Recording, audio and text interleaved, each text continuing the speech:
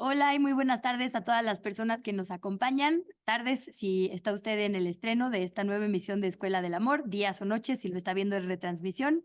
Estamos transmitiendo desde el Centro Cultural Elena Garro del Fondo de Cultura Económica y Educal, a quienes, como siempre, les agradecemos ampliamente que nos permitan estar por acá. Muchísimas gracias, como en cada emisión también, a Daniela Pastrana, que ya está por Hola Luisa, ¿cómo estás? Pues ya aquí terminando el año, ¿verdad? Así es. Y escogimos hacerlo de una forma, creo yo, muy bonita. Pinta a ser una de mis emisiones favoritas. Sí, seguramente lo será. Además, acabamos de descubrir que tenemos muchas coincidencias con este tema. Sara Benítez de Historia Chiquita nos acompaña. Muchísimas gracias, Sari, porque sabemos que además estás ampliamente solicitada en estas fechas, así que nos hagas un huequito es un verdadero privilegio. Bienvenida. Muchísimas gracias, en verdad, por la invitación. Yo estoy muy contenta de estar con ustedes aquí. Estaba muy emocionada cuando me escribiste y me invitaste. Ah, sí, ya conocí a la Escuela del Amor, entonces creo que eso es un punto bueno para nosotras. Sí, ese Sí, siempre es un punto bueno y además, efectivamente, con cosas, muchísimas coincidencias. Pues nos sí, contabas que conoces a Jimena Natera, que fue fundadora, bueno, no fundadora, pero una parte medular de Pie de Página, ¿no? Sí, por supuesto, del equipo fundador, Sí. pues de este grupo muy talentoso en el que tú estás incluida de alumnos que tuve en la Septien y que tuve el gran acierto de decir, Ah, vénganse acá, sean becarios, vamos a hacer unos viajecitos, cualquier cosa. Y pues todos han estado haciendo un trabajo maravilloso, ¿no? Entonces, pues ahí coinciden. Y ahorita ella te Jimena. recomendó, Jimena, seguir a Sari. Jimena hace 2 años me dijo, tienes que seguir a Historia Chiquita. No recuerdo si en Instagram o en Twitter, pero de que me dijo, le tienes que seguir, le tienes que seguir. Yo le hice caso y creo que fue un gran acierto. Claro, muchísimas gracias. porque fue tu compañera. Sí, sí, Jimena y yo estudiábamos en la prepa juntas y de hecho ella comenzó a tomar fotografías en la prepa porque estaba en el taller de foto.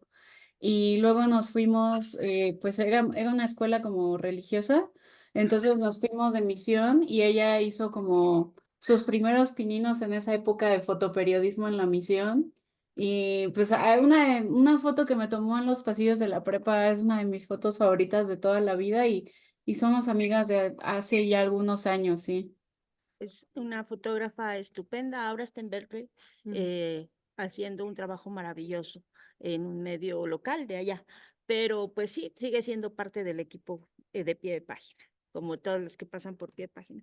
Y pues, ¿por qué no vamos empezando con el tema? ¿Cuál es el tema, Luisa? ¿Cómo le pondrías a esto? Pues empezó siendo una cosa y creo que se ha ido transformando. Queríamos hablar contigo, Sari, de comida, porque evidentemente las Sí. fiestas de fin de año Historia de la están comida, marcadas por decíamos, la ¿no? comida. Pero ahora creo que también podemos hablar un poco de cómo la comida es parte del legado generacional también que nos han dejado, digamos, nuestras familias y cómo la tradición oral se ve ahí también y es tan fundamental para nuestro país, pero para nuestras personas. Sari plantea aquí toda una red, como nos gusta hacer, una conexión entre todas las cosas, que creo que mejor vale la pena que ella nos explique. Si te parece, Sari, cuéntanos un poco de ti, ¿no? Porque también hemos tenido aquí diferentes perfiles de historiadoras y creo que el tuyo es muy único. Háblanos de ti. Sí, sí, sí, de hecho, pues también me acuerdo que en algún punto estuvo Ale Vidal, que también la recomendé con ustedes, súper linda. Sí, bueno, pues a diferencia de otras compañeras historiadoras y así, yo más que nada estaba preocupada en cuanto a lo que tiene que ver con la divulgación y la enseñanza de la historia en México. Y comencé pues mi proyecto que es Historia Chiquita enfocado en un poco en esta parte de la divulgación y la enseñanza de la historia mediante redes sociales. Y poco a poco, pues ha sido un proyecto que ha ido creciendo. En específico, como el punto medular de cómo empezó tiene que ver con un podcast que hago con mi ahora esposo, en ese entonces era mi novio, y quien es productor y músico y es profesor del conservatorio. Entonces comenzamos haciendo un podcast sobre cuestiones de la historia de México que a mí me gustaban y a mí me gusta mucho como contar las historias actuándolas y haciendo voces. Entonces un poco el podcast comenzó así, ahora pues ya lo vamos haciendo un poco, yo ya voy platicando, pero también hay algunas entregas donde hacemos diseños sonoros para que la gente imagine cosas. Entonces, un poco en general eso es Historia Chiquita. y pues el proyecto me ha ido abriendo puertas a conocer personas increíbles como ustedes y así, entonces un poco por ahí va. Yo soy historiadora de la Ibero y hice una maestría en artes visuales en la UNAM, en la Facultad de Artes y Diseño, y mi tesis está enfocada en la vida y la obra de la periodista, fotógrafa, editora Mariana Jampolsky.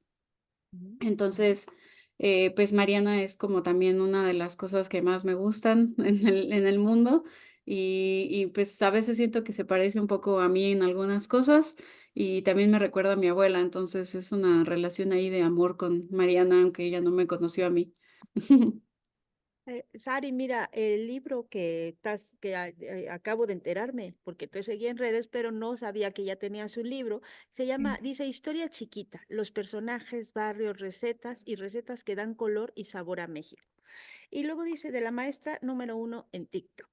Entonces, yo quisiera que nos cuentes un poco de qué va el proyecto de Historia Chiquita, por qué se llama así, qué tipo de personajes, barrios, recetas podemos encontrar ahí y justo por qué decidiste llevarlo a redes, por qué hacerlo así también en esa difusión en redes.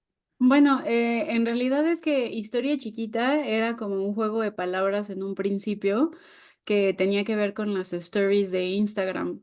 Entonces, cuando yo estaba trabajando bueno, más bien, me gradué de de la universidad y estaba buscando pues trabajo y entre que encontraba trabajo de historiadora, que pues sí, lamentablemente pues es una profesión un poco precaria para encontrar algo en el mundo laboral.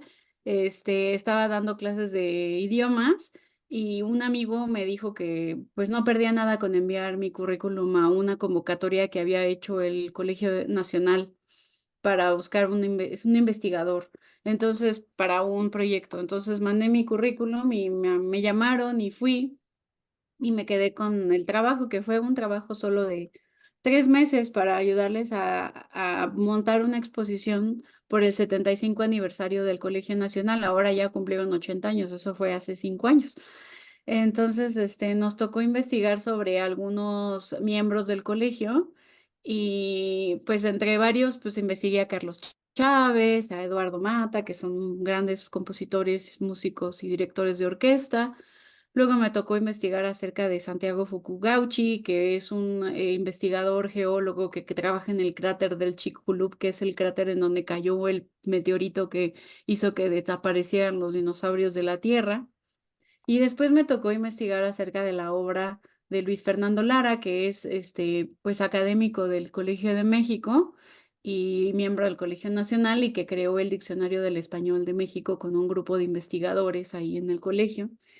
Y pues yo había estado estudiando en la carrera un poco acerca de lingüística, pero pues me daba mucho miedo no poder comprender el método que había diseñado Luis Fernando Lara, así que pues en la noche, como no tenía con quién platicar y mi familia ya estaba dormida, me decidí por hacer unas stories en donde platicaba un poco el método del diccionario del español de México de Luis Fernando Lara y porque al día siguiente iba a entrevistarlo y tenía mucho miedo de decirle una tontería, entonces pues me puse a hacer estas stories y resultó que pues a mis amigos les gustó muchísimo la explicación sobre cómo se crea este diccionario y me dijeron, oye, deberías de seguir haciendo eso como, pues está padre, está divertido.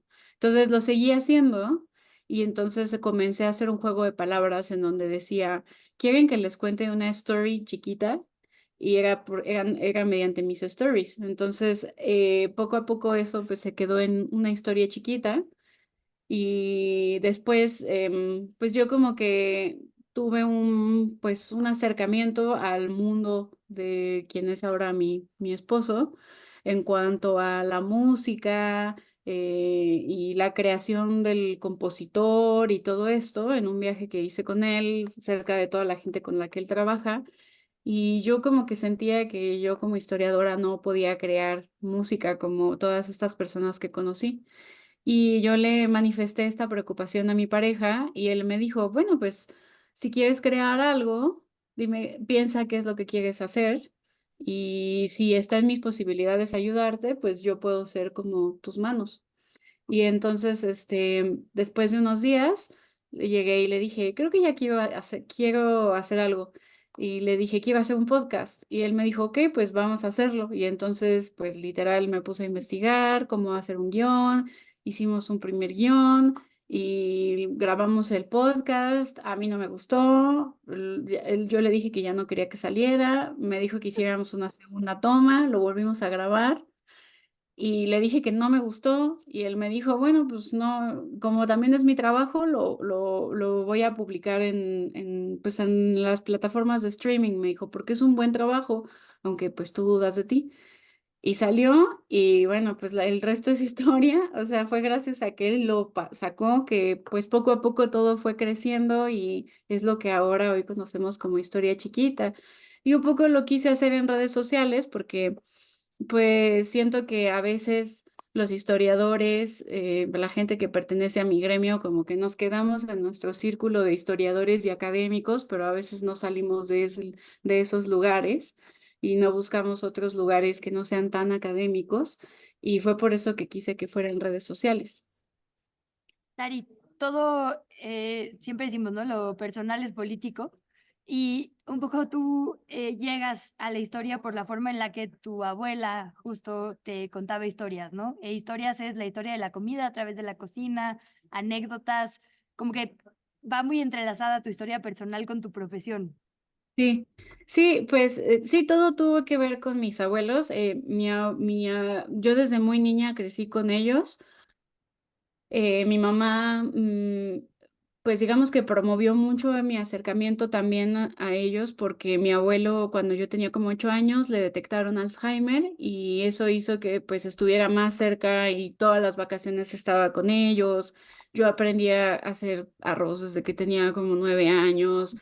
Hacíamos todas las cosas que pues se pueden leer en el libro y pues un poco tuvo que ver esta frustración de que se les comenzaba a olvidar las cosas, que fue que yo quise estudiar historia.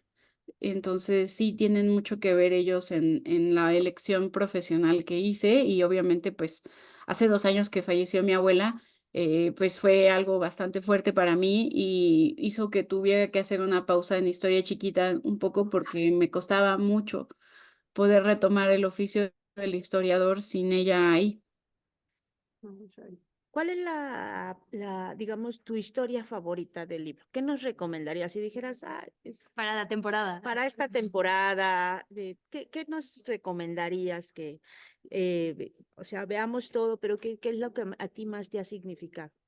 Pues en el libro tiene un capítulo específicamente que habla acerca de los romeritos. El capítulo se llama Ámsterdam o Venecia del Nuevo Mundo, es el capítulo 4. Y en él vienen unas fotografías que muy amablemente Carlos Villasana, cronista de la ciudad, me prestó para el libro, donde se puede observar el canal de Iztacalco. Y hablo un poco acerca de cómo es que la Ciudad de México, pues no es la misma Ciudad de México que hoy conocemos, ¿no? Antes estaba rodeada por canales y ríos. Y habló acerca de cómo en estos ríos había una cosa que antes se consumía mucho, que era el aguautle, que es conocido como el caviar mexicano y que es precisamente una hueva de chinche de agua que se consumía en tortitas de huevo y que poco a poco eso se fue modificando a lo que hoy son los romeritos y que hoy consumimos usualmente en épocas de diciembre y también en Semana Santa. Entonces, esta es como una de las, como creo que pues uno de los capítulos que van mucho con esta época.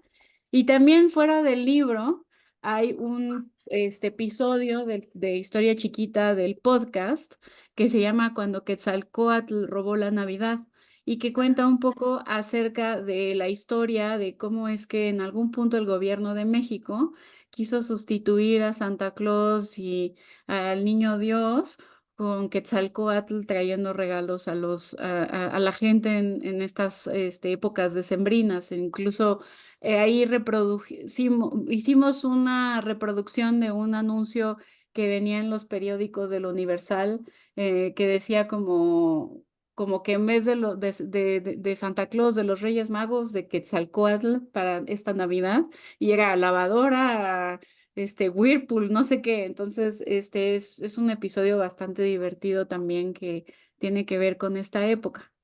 Oye, y entiendo que incluso el Congreso lo votó y todo, ¿no? Como que Santa fuera Sí, no grato. ¿Y qué sí. pasó? ¿Por qué finalmente Coca-Cola triunfó? Bueno, es que hay que tomar en cuenta que todo lo que tiene que ver con Santa Claus tiene que ver con precisamente el día que, sí, el 6 de diciembre, que es el día de San Nicolás. El día de San Nicolás es el día de la celebración de Santa Claus. Y Santa Claus proviene de precisamente una tradición que se trató de prohibir, sobre todo en Países Bajos, porque los neerlandeses eran luteranos, pero Santa Claus es un santo, pero los neerlandeses estaban tan arraigados en la tradición de la celebración de Sinterklaas que a pesar de que era un santo católico, lo siguieron celebrando porque era algo que les gustaba mucho.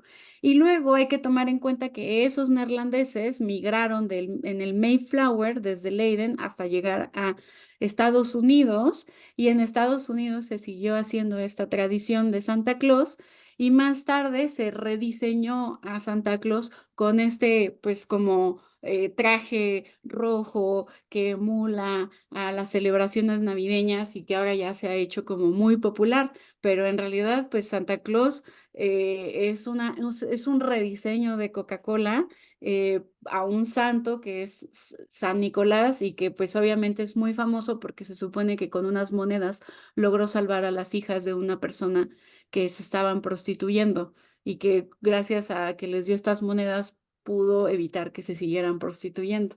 Órale, Sí. una mucho mejor historia esa. Sí. Sí, hay muchas historias en torno a San Nicolás, a Papá Noel, y como que Santa Claus es como, es como una mezcla de sincretismo, o sea, como diría hasta ecuménica, ¿no? De un montón de culturas, ¿no? Que se van, Sí, cada una la ha ido transformando hasta hacerla como adecuada a su entorno, ¿no? sí. De hecho, Eh, se cree que en la celebración de Holanda, que se suele hacer cuando en Holanda Santa Claus llega en un barco montado en un caballo.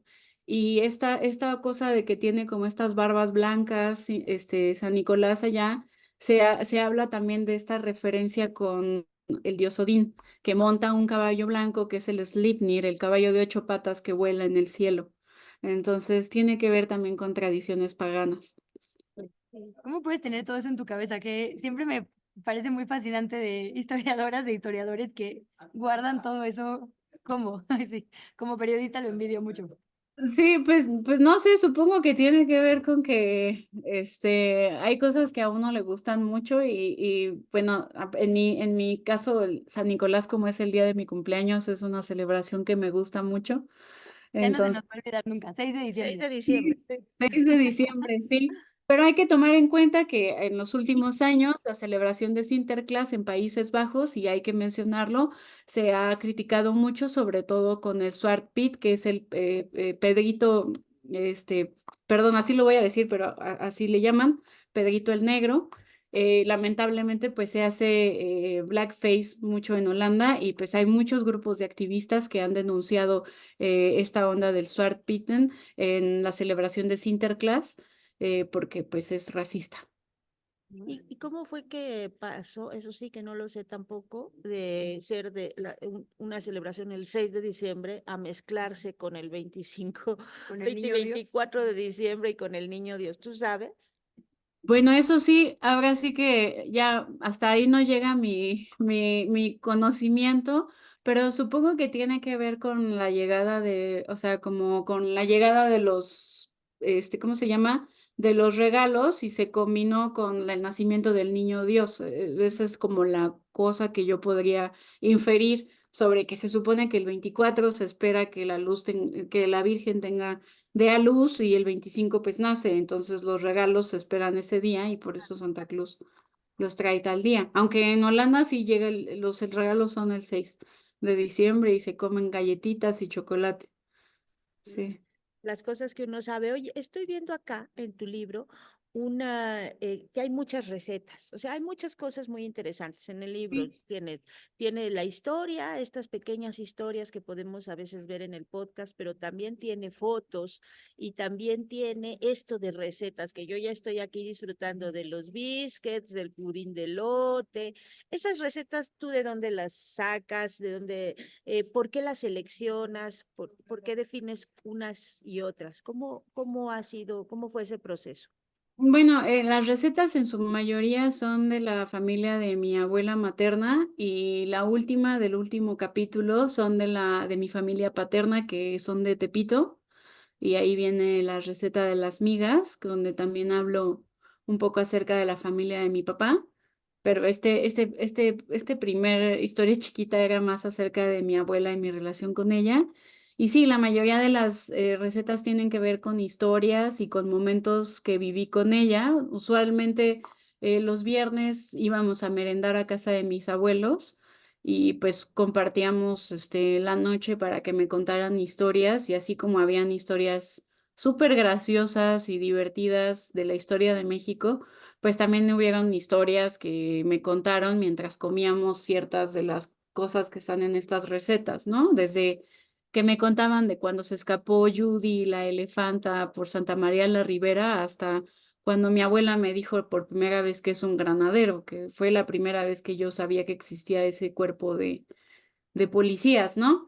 Entonces, un poco tienen que ver con momentos con mi abuela o con historias que me contaba mi abuela en relación a esas cosas o, pues sí, como de esa época, ¿no? Entonces, pues, por ejemplo, hablo de los biscuits. Los biscuits son una cosa que se come mucho de donde es mi abuela, que es Poza Rica, porque es como un pan muy típico de los trabajadores de petróleos y de ferrocarriles. Es como que dice mucho que uno es parte del sindicato comiendo biscuits por allá. Entonces, pues en casa de mi abuela y todos los sobrinos de mi abuela saben hacer biscuits, ¿no? Entonces, por eso no podían faltar hablar del héroe de Nacosari y hablar de los biscuits y de Pemex, ¿no? Porque pues toda la gente en Poza come biscuits, ¿no? Al igual que pues cuando hablo acerca de la manzana al horno, que es literal cortar una manzana y meterla al microondas, pues era algo que comíamos mucho en esas meriendas con mi abuelita, ¿no? Entonces, por eso vienen todas estas recetas y vienen otras que no son de mi abuelita, como son el del mlinzi, que es un guiso croata, pero que tiene que ver con un primo que pues a quien amo mucho y que siempre está muy presente en mi vida, mi primo Beto, que se fue a vivir a Croacia y que pues también me contó cosas que me explotaban la cabeza cuando iba por allá, ¿no? Sobre que a los croatas les pone muy tristes cuando cantas las mañanitas, ¿no? Y que la comunidad mexicana en Croacia, al mlinzi, que es una especie de pan como cortado en triangulitos, algunos de la comunidad allá le dicen los chilaquiles croatas, porque pues es como una especie de como tortilla frita en grasa, ¿no? Y lo mismo el mlinzi es igual, es un pan plano que se fríe en grasa de un animal y se come normalmente los domingos, ¿no? Después de las fiestas que se da uno los sábados o viernes. Como que Entonces, me recordó inevitablemente a Laura Esquivel. Obviamente, supongo que has leído Como agua para chocolate, sí, que, híjole, para mí, digo, supongo que todas, ¿no? En nuestra primera lectura, por lo erótico, por lo hermoso justo de la cocina, por estos personajes femeninos tan poderosos, nos marcó muchísimo y como que pensé y me recuerda mucho a ti diciéndonos que la historia de la humanidad también se puede contar un poco a través de la comida, porque si comes maíz o comes trigo o comes otro grano, si lo procesas de una u otra forma, si le pones manzana o pera o sandía, ¿no? Como que cualquier platillo te puede contar la historia de lo que está pasando alrededor, que es nuestra historia. Y eso es sí. muy hermoso, pensar en nuestra historia a través de la comida y los platillos. Sí, porque al final, pues o sea, la comida no solo es como algo que te nutre orgánicamente, sino es algo que te nutre también desde lo emocional y lo cultural. Justamente hace unos días hablaba con mi médico porque tengo un problema de hormonas, entonces pues obviamente me mandaron una alimentación muy determinada, y cuando hablaba con el doctor, pues me decía, ay, es que pues hay ciertas cosas que ahorita vamos a tener que evitar. Y entonces yo en mi papel de defensora de la comida, le dije, entiendo que hay que evitarlas, pero hay momentos culturales en los que no lo voy a poder evitar porque también es importante para mí como mi crecimiento personal comer esas cosas. O sea, le dije como no voy a dejar de comer pavo en Navidad o romeros o bacalao por un día, ¿no? O sea, porque aparte esas cosas me nutren a mí emocionalmente, ¿no? En mi corazón. Entonces, obviamente se rió y me dijo, tienes razón, hay que elegir sus batallas, ¿no? Pero pues sí, fue lo que le dije, ¿no? O sea, a veces pues esas cosas son también culturales, no solo son algo que te nutre dentro de lo médico, salud, biológico, ¿no? Sí, no, y comer pavo en Navidad es una cosa imperdible. O sea, bueno, para mí, ¿no? Que Sí, también es una receta muy de mi familia, porque el pavo se hace de muchas formas, pero en mi casa siempre es ese sabor, es que es el que estoy esperando todo el año. Sí. sí. Entonces, ese, no otros, ese es el que quiero y creo que ha habido una Navidad en la que por algún motivo alguien más en otro espacio, por esto de que las familias se van separando, hizo otro pavo que estaba muy rico, ¿no? Pero que no era el de mi casa y entonces para el año nuevo tuvimos que hacer el de mi casa porque yo no puedo cambiar de año sin ese pavo que me recuerda a mi infancia, a mi abuela, a mi familia, a mis primos, ¿no? Es como una forma como de conectarte con los seres que has querido y que ha estado contigo toda la vida, ¿no? Ay, creo que ya se nos está acabando el Ya tiempo. nos llegó la alerta de 10 minutos, Sari. Pero Sí, bueno, salvo que quieras, bueno, todo lo que quieras agregar, pero nos interesaba mucho esa parte, ¿no? Como de la comida mexicana en estos tiempos, todo lo que dice de nosotros como civilización, literal, desde los sistemas de riego hasta esto, ¿no? Hasta nuestras abuelas y familias.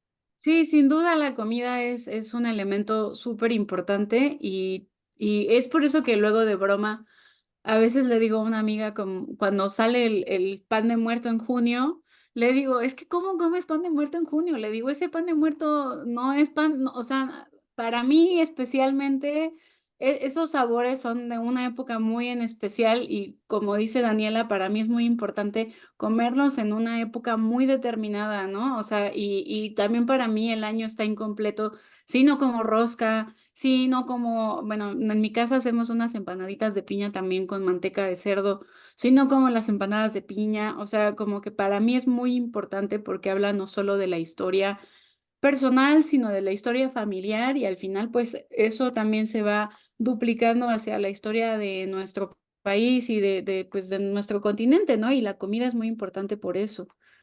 Sí. Sari, yo te quiero preguntar uno, que nos digas dónde te encuentran. Digo, yo ya lo sé porque Jimena tuvo a bien recomendarnos hace 2 años eso. Y bueno, acá está el libro, ¿no? Que ya lo estábamos mostrando, Historia Chiquita, lo pueden encontrar, es de Editorial Planeta y la verdad es una edición que está muy cuidada, que tiene colores, que es una cosa que a mí me gusta mucho. Cada capítulo tiene colores, tiene fotos históricas, tiene recetas de cocina, tiene estas historias pequeñas muy hermosas que nos hablan desde todo, de el cine, las personas revolucionarias, las masacres del 68, la historia del circo, o sea, en pequeñas historias y muy fáciles de leer, nos va contando, nos va pintando un país, un mundo, una sociedad y un cambio de época. Y eso es con lo que yo quisiera como pedirte una reflexión final.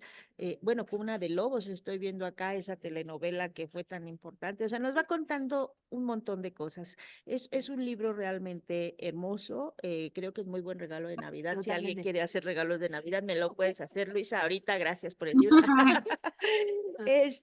No, pero sí, es un libro que vale la pena, es un podcast que vale la pena, que nos va a ayudar también a entender muchas cosas y a recordar algo que para mí es fundamental, que es la memoria. Pero pues sí, quisiera que tú nos digas dónde te encuentras y cuál es como el aprendizaje más importante que has tenido con este proyecto, que justamente a mí una de las cosas que me gusta es que no dejas de fuera tampoco ni la historia de la Liga Comunista 23 de septiembre, ni al Batallón Olimpia, ni las masacres, o sea, es un libro Sí. hermoso, pero que también es político. Pues nada, primero la reflexión es que sigo aprendiendo, que sobre todo en esta época y en relación con el libro también, se den el gusto de poder escuchar a las personas mayores. Sobre todo este libro está basado en escuchar a las personas mayores de mi familia, porque no solo son mis abuelos, también mi tío Richard, que ya falleció también, que era de Poza Rica, a mi tío Perico, que también aparece por ahí. O sea, todas estas historias son de gente mayor y que a veces como que se nos olvida darles un lugar en nuestro presente a todas las historias y las enseñanzas que nos pueden dar y que pues el día de mañana, cuando ya no están, a veces nos arrepentimos y decimos, ay, ¿por qué no le pregunté? Entonces, creo que esa sería la reflexión más grande, que en estas fiestas navideñas la gente se anime a escuchar a los abuelitos, a los tíos abuelos, a los tíos, a los papás, porque tienen historias muy interesantes que contar y si no las escuchamos, si no las tenemos en cuenta, a veces se van deslavando y se pierden. Y cuando alguien les quiere preguntar, a veces ya lamentablemente la edad ya no les permite recordarlo. Y bueno, pues el libro lo pueden encontrar pues en su librería de confianza, está en el Fondo de Cultura Económica, y en otras librerías en línea. Si alguien pues nos ve o nos escucha desde otras partes del mundo, lo pueden encontrar en buscalibre.com. Ahí los venden también, lo venden para enviar a cualquier parte del mundo. Y pues pueden escuchar el podcast y seguirnos en plataformas de streaming abierta como Historia Chiquita. Y bueno, estamos en redes sociales. Bueno, estamos porque mi pareja y yo, porque él es quien me ayuda. En Historia Chiquita, en Instagram, TikTok y en X. Aunque en la X ya no soy tan activa porque, pues no Porque sé, como que ya no es el mismo lugar que era antes. Pero bueno, creo que a todos nos está pasando eso. Pero bueno, ahí nos pueden encontrar.